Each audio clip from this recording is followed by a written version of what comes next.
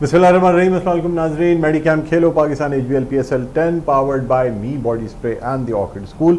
इसके साथ मैं हूं आपका मेज़बान डॉक्टर बुलंद इकबाल और मेरे साथ मौजूद है मेरी साथी मेज़बान नसीम हमीद। अस्सलाम वालेकुम, कैसी हैं आप? खैरियत से हैं? एक और प्रेडिक्शन आपकी गलत हुई, ठीक है। और मुल्तान सुल्तान के साथ जाने वाले जो हैं कल उन्हें बड़ी जो है वो शर्मिंदगी का सामना करना पड़ा है, इसलिए कि मुल्तान सुल्तान की टीम जो है कल ये मैच हार गई।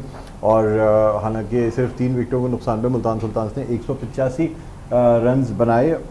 बज़ाहिर 186 रन्स का टारगेट इतना बुरा नहीं था, लेकिन लाहौर कलंदर्स की कल की जो बैटिंग थी मैं कहूँगा कि ज़बरदस्त थी, और ख़ास तौर पे मुल्तान सुल्तान की कोशिशों के बावजूद भी। लेकिन कहीं कहीं हम इस पर बात करेंगे कि कहीं कहीं मुल्तान सुल्तान की इतनी कोशिशें इसलिए नहीं नज़र आई कि कल बॉलर्स की लेंथ जो है ना वो सही नहीं थी। आप बैट्समैन को अगर वेस्ट हाइट से ऊपर बॉल मिलेगी टिप्पा खा के, तो वो किसी सूरत भी ये मुमकिन नहीं है कि वो बाउंड्री तक ना जाए, और यही होता रहा हमने देखा। और जब कभी बॉलर ने विकेटों के अंदर गेंद दी तो फिर विकेट भी हासिल हुई। बहरहाल इस पर ही बात करेंगे और साथ साथ ये भी जानेंगे कि क्या कल भी उस्मान को मौका नहीं मिला पूरी तरह खेलने का, या ये कि जिस तरीके से समझा जा रहा था ना, यासिर जो है वो शुरू में उन्होंने बड़ा तेज़ खेल दिखाया, लेकिन छक्के चौके के बाद उनको अपनी विकेट गंवानी पड़ी। और इसमें क्या यानी जो लोग ख़ास तौर पे ज़्यादा प्रोमिनेंट रहे उसमें रिजवान ने कल 74 रन्स बनाए, और उम्मीद की जा रही थी कि शायद चूँकि नॉट आउट बनाए थे और ये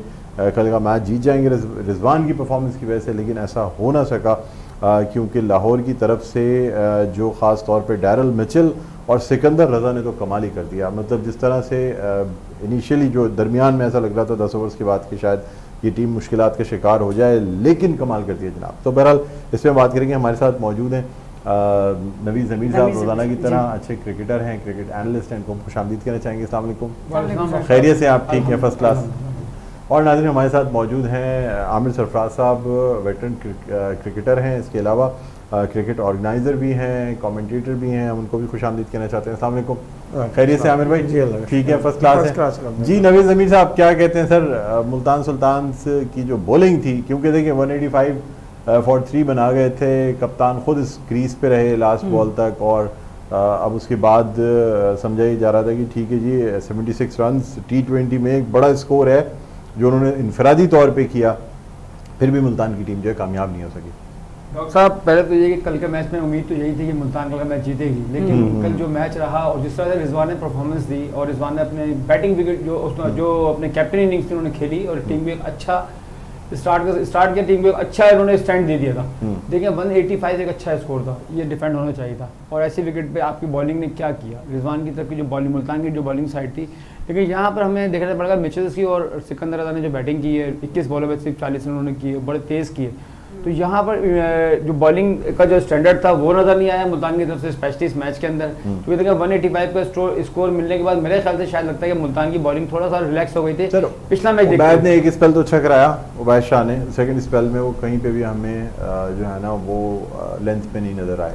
सर एक्सपीरियंस दोनों का लाइन अगर हो लेंथ नहीं थी, और सिकंदर रज़ा ने जिस तरीके से वो किया, और डैरल मिचेल का एक शॉट तो ऐसा था जो मैं कहता हूँ कि मैं बहुत कम ऐसा देखा, क्योंकि सिर्फ बल्ला रख के यूं किया है और छक्का हुआ है। सर उन्होंने तो बहुत इजी ले और वो जो मैं कहता हूं माइंड को पड़ा हुआ शॉट आमिर रज़ा साहब, अपना आमिर सरफराज साहब क्या कहेंगे सर, वो जो पता नहीं आपने देखा या नहीं देखा, लेकिन वो क्लासी शॉट देखने वाला था, सिर्फ बल्ला रख के यूं स्कूप उसने जो किया, ऐसा लग रहा था जैसे वो टेबल टेनिस नहीं खेलते, मुझे ऐसा लगा कि शायद टेबल टेनिस के बड़े एक्सपर्ट हैं, तो पिंग पोंग बॉल को यूं किया और वो एकदम बाउंड्री से बाहर गई है।